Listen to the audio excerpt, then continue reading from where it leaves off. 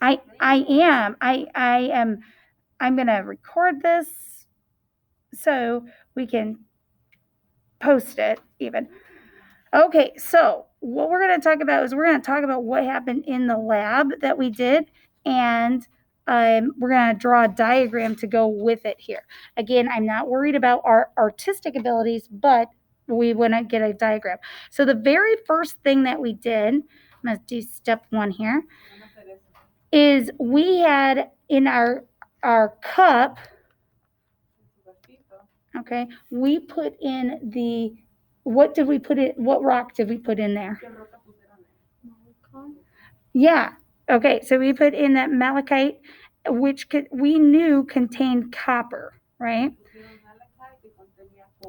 So I'm going to change my color. And the malachite, it was kind of a green color and a blue color. Oh no, what?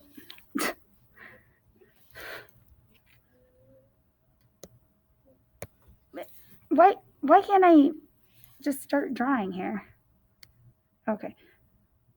So, yep. So we had chunks of malachite in here. And we also knew that it had the copper because we could see like chunks of orange and browns in there. And it was kind of even blue color some places.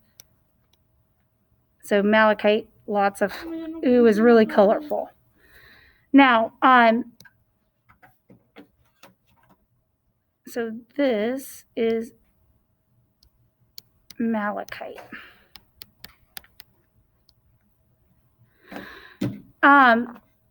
Then what do we put on top of the malachite? Yes, aceto. Good job. So we put sulfuric acid in with the malachite, and it was kind of a clear color, but I'm gonna, and we put that aceto acid over this, and we noticed that when we put the acid in, that it started bubbling and that there was a color change. And the reason why, what was happening is the sulfuric acid was bonding to the copper. You can kind of think of it like a relationship. Like, here comes sulfuric acid, and they're like, oh yeah, hi there, copper. And the sulfuric acid and the copper, they start dating. Okay? Now, then after we did that, we then transferred it over to our CPUP tray, right? So in step 2, we took it and we put it through the filter paper. And what when we put it in the filter paper, through the filter paper, what did the liquid look like? What color? What was the liquid? What? Okay, yeah. So it was like a light green color or a light blue color, mermaid blue, whatever we want to call it. It was kind of a bluish green color, we know.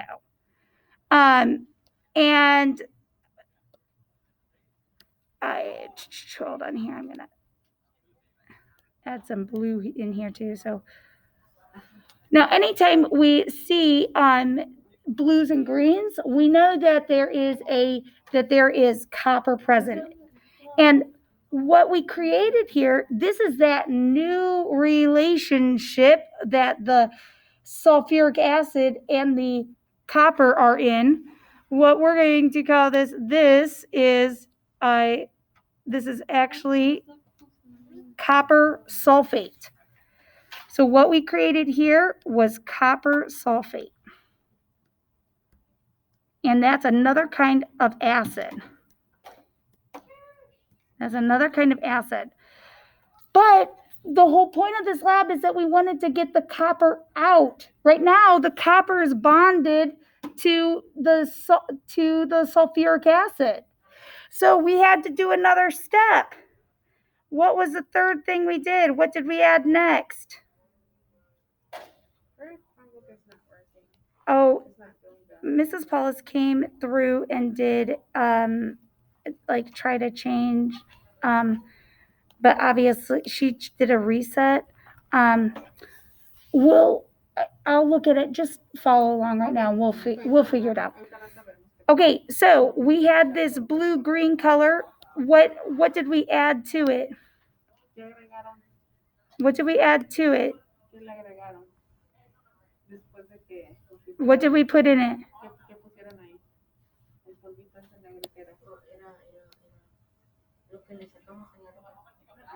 The little powder stuff. What was it? No.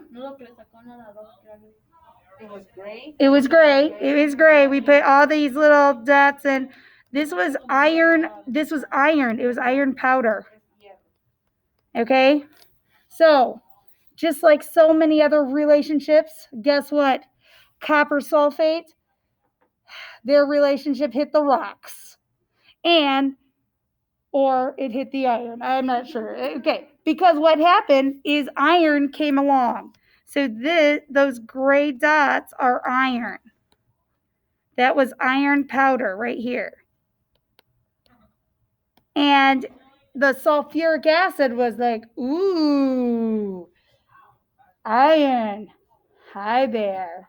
And the sulfuric acid gave the old copper the boot, kicked copper out of the relationship, said, adios, bye, I don't like you anymore. So kicked copper out. And the reason why we know that was happening is, not step 3. This is step 4. What we saw is that what was left behind in our CPUP tray. We didn't have gray powder anymore. What color powder did we have? It was like that brown, orangey, right. We had that brown, orangey powder in there. That was copper. So this is why we know copper got the boot, got kicked out of the relationship, because there's the copper all by itself now. And then we had, what was that other acid, or in that other cup, or when we separated it out? Sometimes it's like a yellow color. Sometimes I think it's a green color. It was a little greenish on ours. But this right here, this other liquid that we made, this is another new acid. This is iron sulfate. Iron sulfate. Okay. And just like this story, the iron sulfate is kind of a toxic relationship as well. Because iron sulfate is highly toxic. It means it's poisonous and it's corrosive. Okay, so that means it's really dangerous.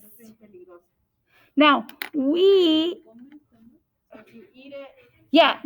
eating it. No eating it. So this is why I was constantly on you guys about washing your hands and things like that, because I wanted to make sure that you were safe. But the thing is, think about this. When we only got a little bit of copper out of our rock, when mines are doing this, they're getting large amounts of copper, and we only produce a little bit of dangerous acid, of this iron sulfate. How much do you think big companies are producing?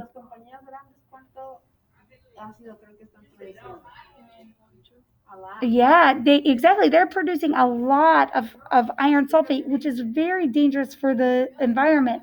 And there's not an easy way to necessarily get rid of large quantities of it.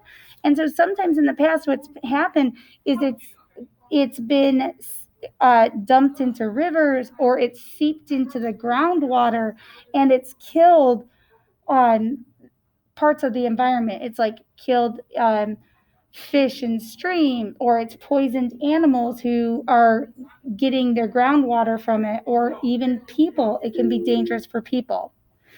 So hopefully that explanation helps you out, and make sure you take your picture, export it, and then upload it into your video.